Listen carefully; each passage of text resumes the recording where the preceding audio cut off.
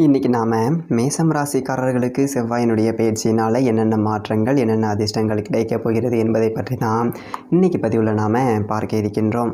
தமிழுக்கு விஸ்வாவசு வருடம் வைகாசி மாதம் 23ஆம் தேதி முதல் ஆடி மாதம் 12ஆம் தேதி வரை, அதாவது கிட்டத்தட்ட ஒரு 52 நாட்கள் மேசம் ராசிக்காரர்களுக்கு ராசிக்கு 5ஆம் இடத்துல செவ்வாய் பகவான் சஞ்சாரம் செய்ய இருக்கிறாருங்க. ஆங்கில தேதிக்கு பார்த்தோம் அப்படின்னா ஜூன் 6ஆம் தேதி முதல் ஜூலை 28ஆம் தேதி வரைக்கும் இந்த 52 நாட்களும் மேசம் ராசிக்காரர்கள் வாழ்க்கையில் என்னென்ன அதிர்ஷ்டங்கள் அப்படிங்கிறது கிடைக்கும் அப்படிங்கிறத பற்றி தான் இன்றைக்கி வீடியோவில் நாம் பார்க்க இருக்கின்றோம். மேஷம் அப்படிங்கிறது காலபுருஷ தத்துவத்தில் முதல் ராசியாக வருங்க. இந்த ராசிக்கு அதிபதி செவ்வாய் பகவான் ஆவாருங்க. மேசம் ராசிக்குள்ள அஸ்வினி நட்சத்திரம் 4 பாதங்களும், பரணி நட்சத்திரம் 4 பாதங்களும், கார்த்திகை நட்சத்திரம் முதல் பாதமும் இந்த ராசிக்குள்ளே வருங்க. பொதுவாக மேசம் ராசிக்காரர்கள் அப்படின்னாலே பார்த்தீங்க அப்படின்னா வீரம் செறிந்தவர்களாக இருப்பாங்க. தைரியத்திற்கு பெயர் போனவர்கள் பார்த்தீங்க அப்படின்னா மேசம் ராசிக்காரர்கள். அதே போல் பஞ்சுவாலிட்டி உடையவர்கள், அதாவது எடுத்ததொரு காரியத்தை விரைவாக முடிக்கக்கூடியவர்கள் இந்த ராசிக்காரர்களாக இருப்பாங்க. இன்னொரு முக்கியமான விஷயம், தனிப்பட்ட முறையில் ஜாதகம் பார்க்க இந்த வாரத்துக்கான அப்பாயின்மெண்ட் ஃபிக்ஸ் பண்ண சொல்லி நிறைய பேர் கேட்டிருந்தீங்க. இப்போது ரூபாய் 299 ரூபாய்க்கு தெளிவாகவும் விளக்கமாகவும் ஜாதகம் பார்த்து தரவங்க. தாழ்மையான வேண்டுகோள், இந்த நம்பருக்கு ஃபோன் கால் அல்லது வாட்ஸ்அப்பில் கூட நீங்கள் கேட்டு அவங்களுடைய அப்பாயின்மெண்ட் அப்படிங்கிறத ஃபிக்ஸ் பண்ணிக்கலாம். உங்களுக்கு தேவையான அனைத்து டீட்டெயிலுமே நம்ம டீமில் இருக்கிறவங்க கொடுத்துருவாங்க. அப்பாயின்மெண்ட் டேட் மற்றும் டைம் ஃபிக்ஸ் பண்ணதற்கு பிறகு அந்த நேரத்தில் நான் உங்களுக்கு ஃபோன் கால் பண்ணி ஜாதகம் பார்த்து பலன்கள்ங்கிறது சொல்லிடுவேங்க. ஜஸ்ட்டு நீங்கள் வாட்ஸ்அப் அல்லது ஃபோன் காலில் உங்களுக்கான டவுட் அப்படிங்கிறத கிளியர் பண்ணிக்கலாம். சரிங்களா? உங்களுக்கான அப்பாயின்மெண்ட் டேட் மற்றும் டைமை ஃபிக்ஸ் பண்ணிக்கலாம். அப்புறம் நிறைய பேர் கேட்குறாங்க எவ்வளோ நேரம் ஆகும்னு சொல்லிட்டு. ஃபஸ்ட்டு நம்ம உங்களுடைய ஜாதக கட்டத்தை பார்த்துட்டு ஜனனகால பலன்கள் அப்படிங்கிறத சொல்லிவிடுவோம். அதாவது இந்த ஜாதகக்காரங்களுடைய வாழ்க்கை எப்படி இருக்கும், கேரக்டர் எப்படி இருக்கும் அப்படிங்கிறத சொல்லிவிடுவோம். அதுக்கப்புறம் கோட்சாரத்தின் அடிப்படையில் கடைசி ஒரு 2.5 வருஷம் எப்படி இருந்துச்சு, எதிர்காலம் வரக்கூடிய 2.5 வருஷம் அதெல்லாம் எப்படி இருக்கும் அப்படிங்கிறதெல்லாம் பார்த்துடலாம். அட் லாஸ்ட் பர்டிகுலராக இந்தந்த டைமில் என்னென்ன நடக்கும், இந்த டைமில் என்னென்ன நடந்துச்சு அப்படிங்கிறதெல்லாம் பார்த்துட்டு உங்களுக்கான தெளிவான விளக்கமான பலன்கள் அப்படிங்கிறத சொல்லிடுவோங்க. இதை தாண்டி உங்களுக்கு ஏதாவது சந்தேகம் இருந்துச்சு அப்படின்னா கூட நீங்கள் கேட்டுக்கலாம். ஒவ்வொரு ஜாதகத்துக்குமே 30 நிமிஷம் வரைக்கும் நம்ம எடுத்துப்போம். தெளிவாகவும் விளக்கமாகவும் பொறுமையாகவும் உங்களுக்கு நாங்கள் சொல்லிடுவோங்க. இது இல்லாமல் வேறு ஏதாவது சந்தேகம் இருந்துச்சு அப்படின்னா கூட நீங்கள் டவுட்டுங்கிறது கேட்டுக்கலாம். கடைசியாக ஜாதகம் இல்லைனாலும் பரவாயில்ல, பிறந்த தேதி, பிறந்த நேரம், பிறந்த இடம் மட்டும் சொன்னாலே போதுங்க. நாங்கள் உங்களுக்கு ஜாதகம் பார்த்து பலன்கள் அப்படிங்கிறது சொல்லிவிடுவாங்க.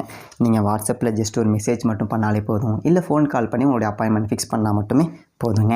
சரி, வாங்க நம்ம வீடியோக்குள்ளே போகலாம். முன்வைத்த காலை பின் வைத்து பழக்கமில்லை மேசம் ராசிக்காரர்களுக்கு. அதே போல் அதிகார பதவியில் அதிகம் இருக்கக்கூடியவர்கள் இந்த ஒரு ராசிக்காரர்களாக இருப்பாங்க. சரி, இந்த மேசம் ராசிக்காரர்களுக்கு எல்லாமே இந்த செவ்வாயினுடைய பெயர்ச்சி எப்படி இருக்கும், இந்த செவ்வாயினுடைய பெயர்ச்சி எப்படி இருக்கும் அப்படிங்கிறத பார்க்குறதுக்கு முன்னால் செவ்வாய் பகவானை பற்றி ஒரு சில வரிகள் அப்படிங்கிறது பார்த்துடலாங்க. பார்த்தீங்க அப்படின்னா செவ்வாய் பகவான் பூமிக்காரகன் என அழைக்கப்படக்கூடியவருங்க. உடல் உறுதிக்கும் மன உறுதிக்கும் காரகம் உள்ளவர் பார்த்தீங்க அப்படின்னா செவ்வாய் பகவான். அதே போல் வீரத்திற்கும் தைரியத்திற்கும் பெயர் போனவர் இந்த செவ்வாய் பகவான் ஆவாருங்க. ஒருவர் அதிகார பதவியில் இருக்கணும் அப்படின்னா அவர் ஜாதகத்தில் செவ்வாய் பலமாக இருக்கணும். அதே போல் இராணுவத்தில் மிகப்பெரிய ஒரு தளபதி ஆகணும் அப்படின்னா செவ்வாய் ஜாதகத்தில் பலமாக இருக்கணுங்க. அதாவது இன்னும் சொல்லப்போனோம் அப்படின்னா போலீஸு, இராணுவம், அதே போல் தீயணைப்புத்துறை போன்ற யூனிஃபார்ம் சார்ந்த துறைகளுக்கு செவ்வாயினுடைய வலு என்பது கட்டாயமாக அவசியம் தேவை அப்படி சொல்லிட்டு சொல்லலாங்க. அதே போல் நீதித்துறையில் பார்த்தீங்க அப்படின்னா உயர்ந்ததொரு பதவியில் இருக்கக்கூடியவங்க, நீதிபதிகளாக இருக்கக்கூடியவங்க ஜாதகத்தில் எல்லாமே ஜாதகத்தில் செவ்வாய் பலமாக இருந்தால் மட்டும்தான் அந்த துறைக்கு செல்ல முடியும், அவ்வளோ பெரிய உயரத்தை எட்ட முடியும். அதே போல் பொறியியல் வல்லுநராக இருக்கணும் அப்படின்னா ஜாதகத்தில் செவ்வாய் பலமாக இருக்கணும். எலக்ட்ரிக்கல் சார்ந்த துறையில் ஒருவர் சாதிக்கணும் அப்படின்னா அவர் ஜாதகத்தில் செவ்வாய் பலமாக இருக்கணும். அதே போல் பார்த்தீங்க அப்படின்னா இளைய சகோதர காரகன் அப்படின்னா செவ்வாய் தான். அதே போல் ரியல் எஸ்டேட் ஒருவர் பண்ணணும் அப்படின்னா அதுக்கு நிறைய சம்பாதிக்கணும் அப்படின்னா செவ்வாய் ஜாதகத்தில் பலமாக இருக்கணும். ஒருவர் விளையாட்டுத்துறையில் ஜெயிக்கணும் அப்படின்னாலும் செவ்வாய் ஜாதகத்தில் பலமாக இருக்கணும். மருத்துவத்துறையில் சர்ஜன், அதாவது அறுவை சிகிச்சை சம்பந்தப்பட்ட ஏதாவது பார்த்தீங்க அப்படின்னா துறையில் அதிகமாக ஒரு யோகத்தை அனுபவிக்கணும், அதில் நல்லதொரு பெயர் புகழோடு வாழணும் அப்படின்னா அவர் ஜாதகத்தில் செவ்வாய் பலமாக இருக்கணும். ஏன்னா செவ்வாய் இரத்த காரகன். அப்போது இந்த அறுவை சிகிச்சைக்கு காரகம் உள்ளவர் பார்த்தீங்க அப்படின்னா செவ்வாய். அதே போல் செவ்வாய்க்கு வேறு பெயர்கள் அப்படிங்கிறது உண்டு. மங்களன், புஜன் அப்படின்னு சொல்லிட்டு அழைக்கப்படக்கூடியவர் இந்த செவ்வாய் பகவான். அதே போல் சரி ஓகே, செவ்வாய் வந்துட்டு ஜாதகத்தில் பலமாக இருப்பது அப்படிங்கிறது அவசியம்தான். அதே போல் மேசம் ராசிக்காரர்களுக்கு எல்லாமே கிட்டத்தட்ட 6-7 மாதமாக செவ்வாய் பகவான் வந்துட்டு பார்த்தீங்க ராசிக்கு 4ஆம் இடத்துல ரொம்பவே வீக்காக இருந்தாருங்க. அதாவது நீச்சமாக இருந்தார். அதாவது இன்னும் சொல்ல போனோம் அப்படின்னா 2024 நவம்பர் மாதத்துல இருந்தே செவ்வாய் ரொம்ப பலவீனமாக இருக்கிறாருங்க. பாருங்கள், மேசம் ராசிக்காரர்களுக்கு அதிபதியாக உள்ள செவ்வாய் பகவான் அப்போது கிட்டத்தட்ட ஒரு 6-7 மாதமாகவே மேசம் ராசிக்காரர்களுக்கு உடல் ரீதியாகவும் மன ரீதியாகவும் நிறைய பிரச்சனை அப்படிங்கிறது இருக்குங்க. இந்த ஜூன் 6ஆம் தேதி வரைக்கும் பார்த்தீங்க அப்படின்னா மேசம் ராசிக்காரர்களுக்கு உடல் ரீதியாகவும் மன ரீதியாகவும் நிறைய பிரச்சனைகள் இருந்திருக்கும் அப்படின்னு சொல்லலாங்க. இந்த ஜூன் 6ஆம் தேதிக்கு பிறகு பார்த்தீங்க அப்படின்னா உங்களை பிடித்த கஷ்டங்கள் அப்படிங்கிறது மாறும். இந்த இழுபறியாக இருந்த காரியங்கள் எல்லாமே நடக்கும் மேசம் ராசிக்காரர்களுக்கு. ஏன் அப்படின்னா ஜூன் 6ஆம் தேதி ராசிக்கு அதிபதி 5ஆம் இடத்துல வலுவாக அமர்றாருங்க. அப்போது ஜூன் 6ஆம் தேதியில் இருந்து கிட்டத்தட்ட ஒரு 6-7 மாதமாக இருந்த பிரச்சனைகளுக்கு தீர்வு அப்படிங்கிறது கிடைக்கும் மேசம் ராசிக்காரர்களுக்கு. அப்போது கிட்டத்தட்ட ஒரு 6-7 மாதமாகவே பார்த்தீங்க அப்படின்னா மேசம் ராசிக்காரர்களுக்கு ஒரு உத்தியோகத்தில் பிரச்சனை, அதே மாதிரி உத்தியோகத்தில் தேவையற்ற இடமாற்றங்கள், உத்தியோகத்தில் மேல அதிகாரிகளுடைய தொல்லை, வேலைப்பளு, அலைச்சல், ஒரு சிலருக்கு உத்தியோகத்தை இழக்கக்கூடிய ஒரு சூழ்நிலை, இது எல்லாமே இருந்திருக்கும் மேசம் ராசிக்காரர்களுக்கு. 2024 நவம்பர்லேருந்தே பார்த்திங்க அப்படின்னா மேசம் ராசிக்காரர்களுக்கு உங்கள் ராசிக்கு அதிபதி வீக்காக தான் இருக்கிறார், ரொம்ப பலவீனமாக இருக்கிறார் அப்படின்னு சொல்லிட்டு சொல்லலாங்க. அதே போல் சொந்த தொழிலில் பிரகாசிக்க முடியாத ஒரு நிலை அப்படிங்கிறது இருந்திருக்கும். பார்த்திங்க அப்படின்னா சரக்குகள் எல்லாமே தேங்கி கிடக்கக்கூடிய ஒரு சூழ்நிலை இருந்திருக்கும் மேசம் ராசிக்காரர்களுக்கு. அதே மாதிரி இந்த ஒரு நிலை அப்படிங்கிறது எப்போ மாறுது அப்படின்னா ஜூன் 6ஆம் தேதியில் இருந்து பார்த்திங்க அப்படின்னா உங்களுக்கு செவ்வாய் 5ஆம் இடத்துல, அதுவும் சூரியன் வீட்டில் அமர இருக்கின்றாருங்க. அப்போது ஜூன் 6ஆம் தேதியில் இருந்து மேசம் ராசிக்காரர்களுக்கு கிட்டத்தட்ட 6-7 மாதமாக இருந்த பிரச்சனைகளுக்கு தீர்வு அப்படிங்கிறது கிடைக்கும் அப்படி சொல்லிட்டு சொல்லலாங்க. அதே போல் மேசம் ராசிக்காரர்களுக்கு எல்லாமே தற்போது சிரசு சனிக்காலம், உங்களுடைய தலையிலேயே சனி பகவான் அமர்ந்திருக்கிறாரு. அப்போது எல்லா விஷயத்துலேயும் கொஞ்சம் உஷாராக இருக்க வேண்டிய ஒரு காலம் அப்படின்னு சொல்லிடலாம் மேசம் ராசிக்காரர்களுக்கு. பார்த்திங்க அப்படின்னா சனி பகவானால் பெரியதொரு தொல்லைகள் அப்படிங்கிறது இருக்காது. உங்களுக்கு இன்னும் 2 வருடத்திற்கு பிறகு ராசிக்குள்ளே சனி வரக்கூடிய காலகட்டத்தில் ஒரு சில சிரமங்கள் அப்படிங்கிறது இருக்கும். அதுவும் 2வது சுற்று சனி வரக்கூடியவங்களுக்கு வாழ்க்கையில் அடுத்த கட்ட நிலைக்கு செல்லக்கூடிய ஒரு வாய்ப்புகள் அப்படிங்கிறத கட்டாயமாக கொடுப்பார் சனி பகவான். ஏன் அப்படின்னா சனி பகவான் உழைப்புக்கு காரகம் உள்ள ஒரு கிரகம் மேசம் ராசிக்காரர்களுக்கு. அவர் லாபாதிபதி வேறங்க. இப்போ அவர் 12ல் மறைஞ்சிருக்கிறது அப்படிங்கிறது உங்களுக்கு நல்லது தாங்க. அதே போல் குரு பகவான் பார்த்தீங்க அப்படின்னா உங்களுக்கு சாதகமாக இருக்கார். எப்படி சாதகமாக இருக்கார் அப்படின்னா அவர் பாக்கிய ஸ்தானத்தை பார்த்துக்கிட்டே இருக்கிறாரு. அப்போது பணப்புழக்கம் அதிகரிக்கும். மேசம் ராசிக்காரர்களுக்கு வெளிநாடு சார்ந்த விஷயத்தில் முன்னேற்றம் இருக்கும். அந்நிய இனத்தவர்களால் ஆதாயம் கிடைக்கும்.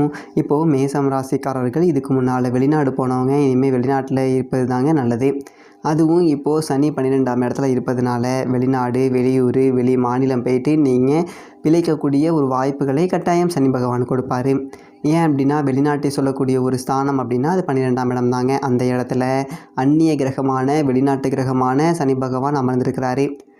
அப்போது மேசம் ராசிக்காரர்களுக்கு நிறைய பேர் பார்த்தீங்க அப்படின்னா சொந்த ஊரை விட்டு தூரத்தில் போயிட்டு பிழைப்பது அப்படிங்கிறது நல்லது.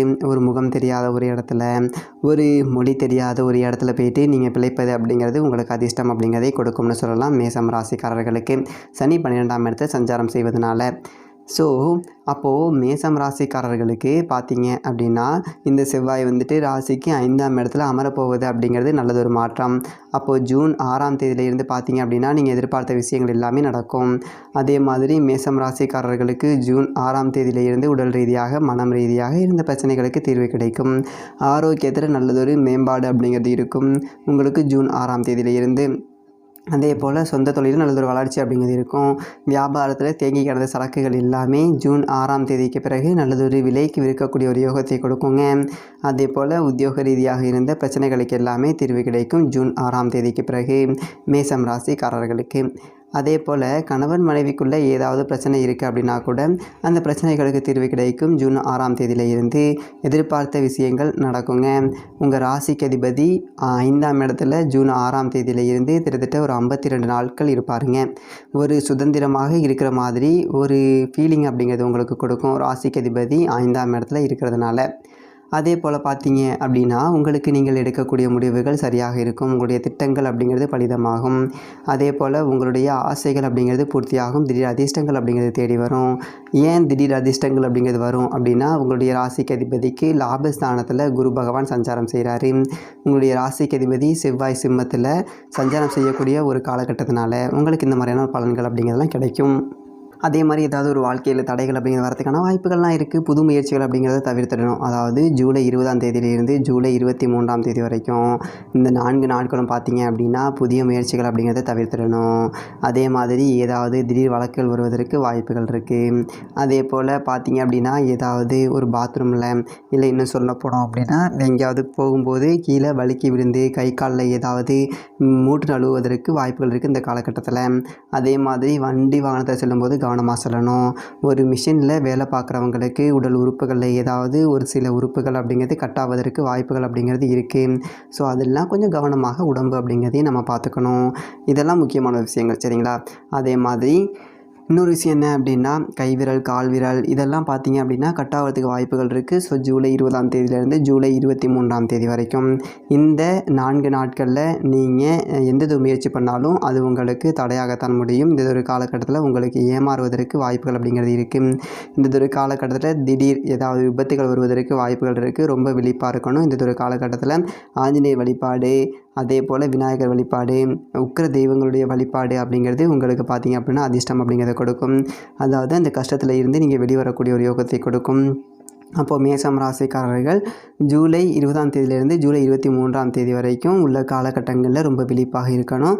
இந்த 4 நாட்களில் உங்களுக்கு ஏதாவது பண முடக்கம் இல்லை பணத்தேக்கம் அதே போல் ஏமாறக்கூடிய ஒரு சூழ்நிலை இல்லை உடல் ரீதியாக பிரச்சனை மன அழுத்தம் இந்த மாதிரி நிறைய பிரச்சனைகள் திடீர் வழக்குகள் போன்ற ஏதாவது ஒரு பிரச்சனைகள் அப்படிங்கிறது உங்களை தேடி வருவதற்கு வாய்ப்புகள் இருக்குது. இந்த ஒரு காலகட்டத்தில் இந்த 4 நாட்களும் விழிப்பாக இருப்பது மேஷம் ராசிக்காரர்களுக்கு சிறப்பு சரிங்களா. சரி ஓகே, இந்த வீடியோ பிடிச்சிருந்தா லைக் பண்ணுங்கள். இதே மாதிரி நல்ல வீடியோவில் பார்ப்போம். நன்றி, வணக்கம்.